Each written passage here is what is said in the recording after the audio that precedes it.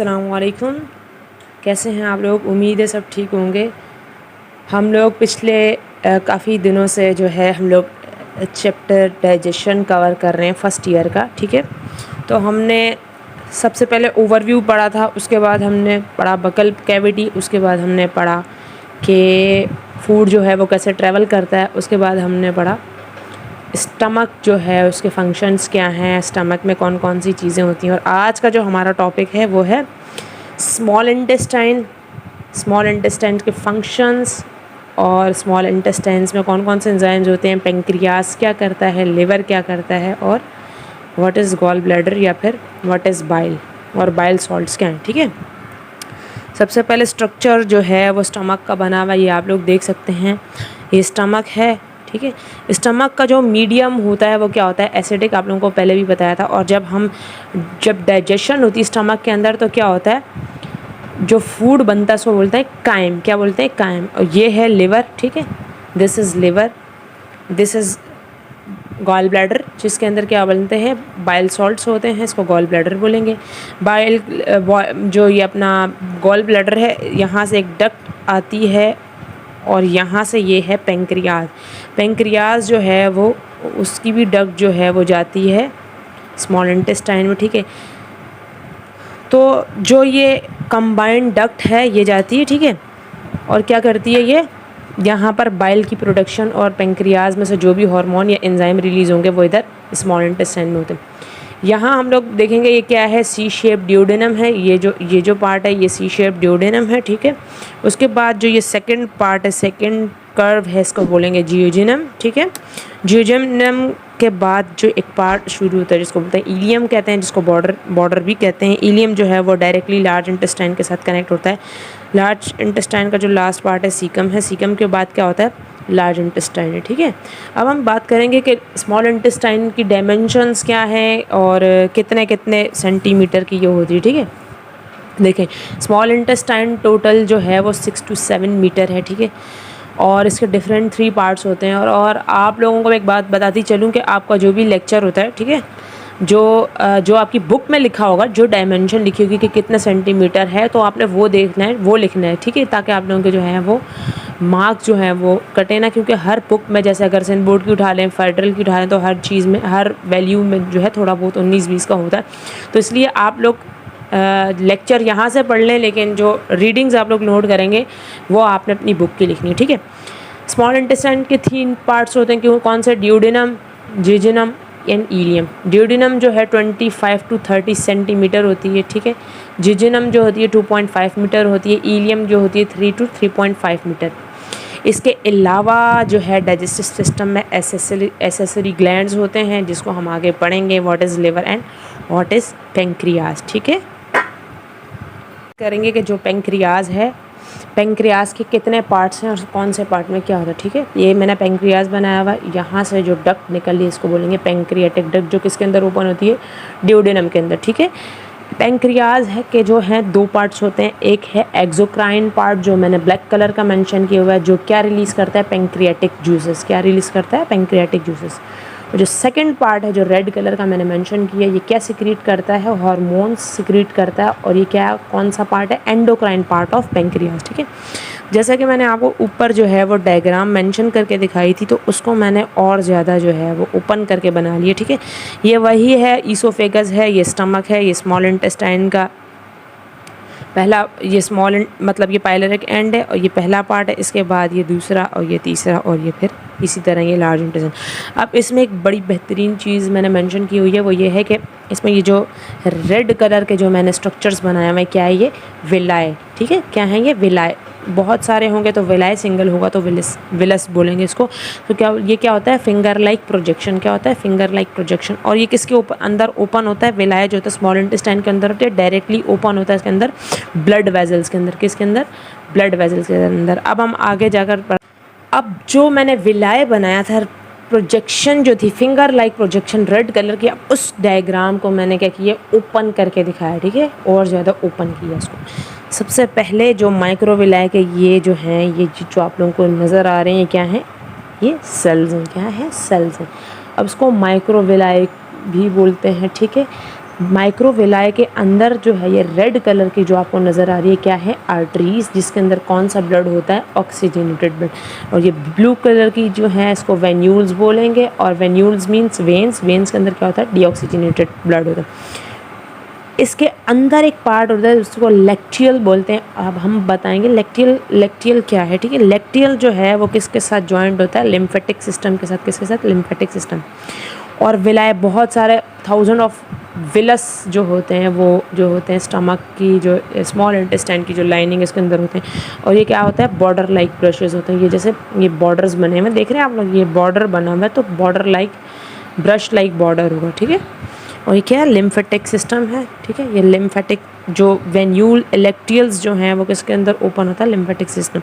Lymphatics बता दिया आप लोगों को, ठीक है। ये जो है ब्रश लाइक बॉर्डर जो है, ठीक है, ये है।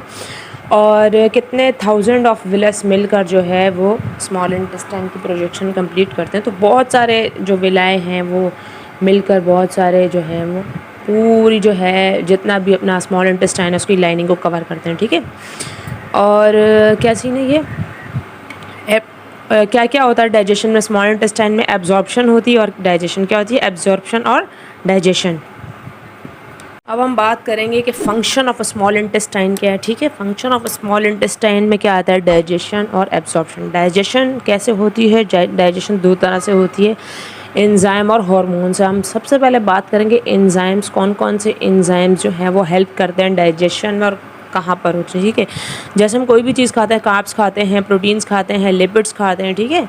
तो ये सारी चीज़ें खाते हैं तो इसका डाइजेस्ट होना ज़रूरी है। अब जैसे कार्बोहाइड्रेट जो है वो कार्बोहाइड्रेट्स हम लोग खाते हैं, तो कार्ब्स की बात हो रही थी, कार्ब्स कैसे डाइजेस्ट होते हैं। कार्बोहाइड्रेट जो है वो बहुत बड़ी चेन होती है जिसको पॉलीसेकेराइड्स बोलते हैं, ठीक है। पॉलीसेकेराइड्स को मोनोसेकेराइड में जब कन्वर्ट करेंगे तो क्या होगा, इन जो कार्बोहाइड्रेट है वो क्या हो जाएगा, डाइजेस्ट होगा। अब जैसे इन लोगों ने बताया कार्बोहाइड्रेट के ऊपर कौन सा एंजाइम होगा जो इसकी डाइजेशन कराएगा कार्बोहाइड्रेट की, इसको बोलेंगे डायसेक्राइडेज। डायसेक्राइडेज जो है वो क्या करेगा, कार्बोहाइड्रेट को कन्वर्ट करेगा ग्लूकोज में। इसी तरह अगर प्रोटीन देखा जाए, प्रोटीन की जो है वो बहुत लंबी चेन होती है जिसको पॉलीपेप्टाइड चेन बोलते हैं, ठीक है। और इसके अंदर कौन से बॉन्ड्स होते हैं, पेप्टाइड बॉन्ड्स होते हैं। कौन से बॉन्ड्स, जो कि क्या करते हैं, पेप्टाइड बॉन्ड जब टूट जाते हैं तो हर प्रोटीन जब अलग हो जाता है, जब प्रोटीन अलग होता है तो क्या बन जाता है, अमाइनो एसिड। उसको अमीनो एसिड भी बोलते हैं। तो ये सिंगल अमाइनो एसिड, इनके ऊपर कौन सा एंजाइम रिएक्ट करेगा, इसके ऊपर प्रोटीएज रिएक्ट करेगा। प्रोटीएज जो है वो प्रोटीन को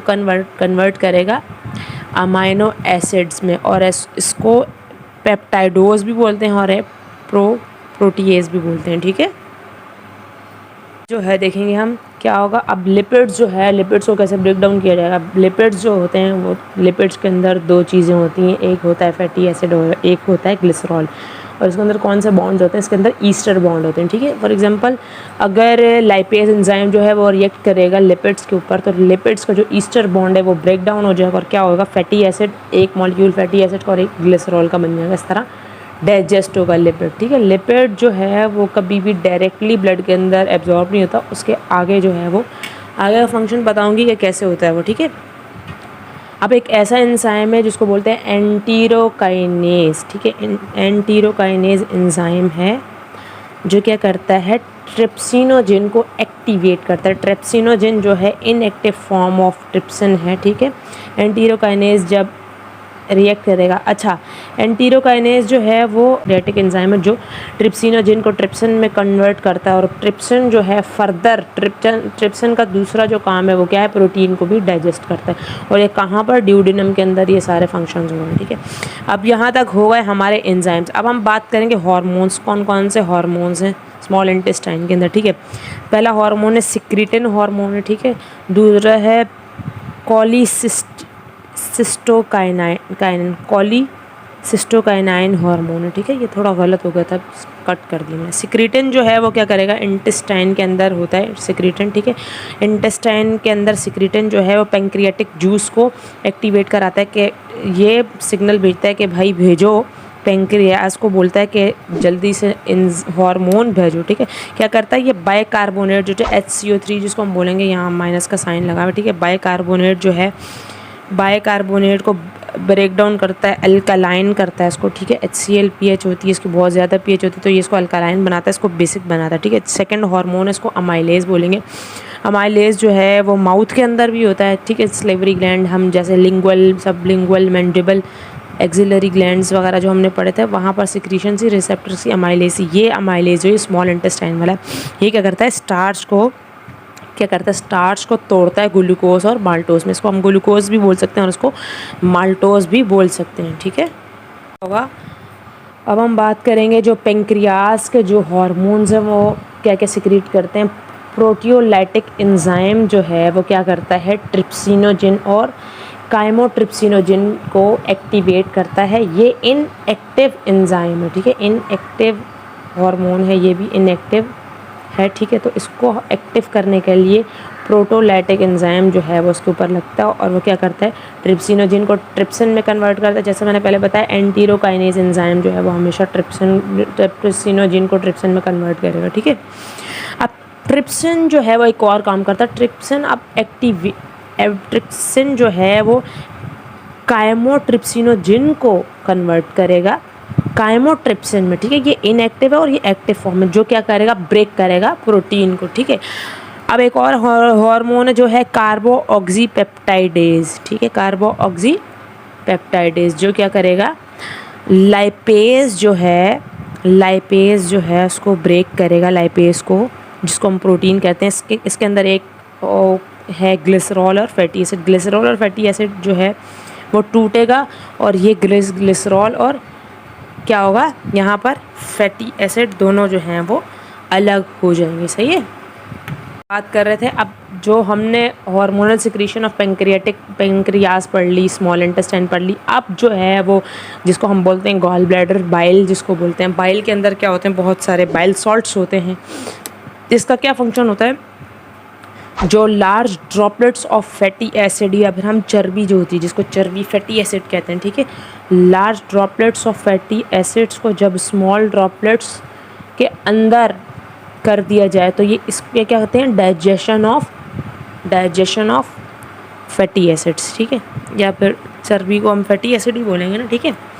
तो इस प्रोसेस को बोलेंगे, droplets of fat is converted into small droplets is called emulsification, ठीक है। हम बात करेंगे एब्जॉर्प्शन कैसे होगी, ठीक है। विलाय के अंदर एब्जॉर्प्शन कैसे होगी, जैसे पीछे मैंने विलाय का स्ट्रक्चर बनाया था तो अब दोबारा विलाय का स्ट्रक्चर बनाया, और अब इसमें ये बताया जा रहा है कि ब्लड के अंदर फैटी एसिड्स को कैसे जो है एब्जॉर्ब किया जाएगा, ठीक है। सबसे पहले ये जो बाहर का स्ट्रक्चर है ये विलाय है, ठीक है। ये जो हैं ये सेल्स हैं, एंटीरोसाइट बोलेंगे, एंटीरोसाइट सेल्स हैं। यहाँ पर भी एंटीरोसाइट सेल्स हैं, और ये जो फिंगर लाइक प्रोजेक्शन जिसको हमने बोला था विलाय, ठीक है।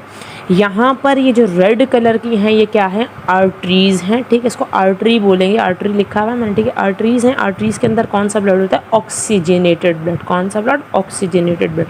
ये ब्लू कलर की जो है ये वेन्स हैं, ठीक है। वेन्स, वेनस भी बोलेंगे इसको, वेन्स भी बोल सकते हैं। और उसके अंदर क्या होता है, डीऑक्सीजनेटेड ब्लड।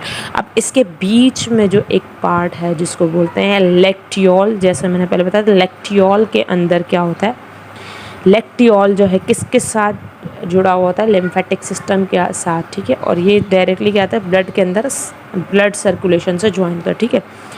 अब क्या होता है, जो भी मतलब ग्लूकोज हैं, छोटे मॉलिक्यूल्स जो हैं वो डायरेक्टली जो है वो तो डायरेक्टली जो है विलाय से आर्टरीज़ में चले जाएंगे, उसका कोई प्रॉब्लम मसला नहीं है, ठीक है।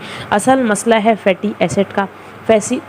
फैटी एसिड जो है वो डायरेक्टली ब्लड में नहीं जाता, पहले ये क्या करेगा, एक काइलो माइक्रो के साथ जॉइंट होगा, जिसको हम बोलते हैं ये काइलो माइक्रोस के साथ जॉइंट होता है।